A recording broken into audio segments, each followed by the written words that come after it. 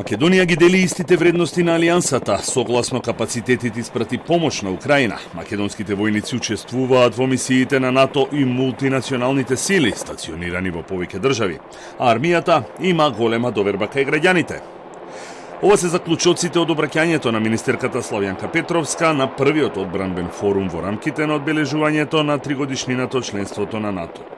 Развојот на армијата ќе одигра многу важна улога во зголемувањето на можностите на целокупниот безбедносен систем на земјата, овозможувајќи пристап од така наречен 360 степени преку превенција до надминување на безбедносните предизвици. Кризниот менеджмент е еден од трите столба.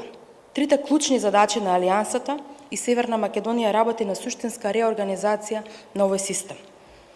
Преку обединување на сите ресурси и оперативни капацитети, ќе создадеме уште пофункционален систем поставен под единствена субординација и менаџирање. На тој начин ќе имаме целосно исполнување на третата одбранбена мисија – поддршка на армијата во цивилни цели. Американската амбасадорка Агелер го истакна придонесот на Македонија во подобрувањето на регионалната и глобалната стабилност и нагласи дека агресијата на Русија врз Украина е најголемата закана по Втората светска војна. Со модернизацијата македонската војска сега има далеку поголеми способности и капацитети. Разновидните форми на придонес на Северна Македонија на Украина се пример за нашите сојузници.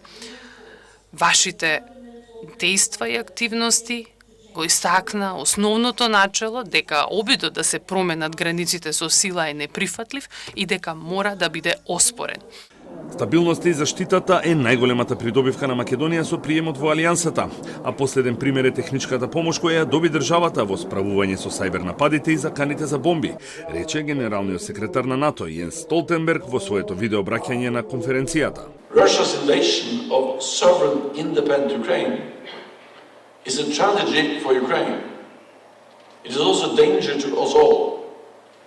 This is a situation no ally can face alone. But we are not alone. We are a family of democracies committed to defending each other. All for one and one for all.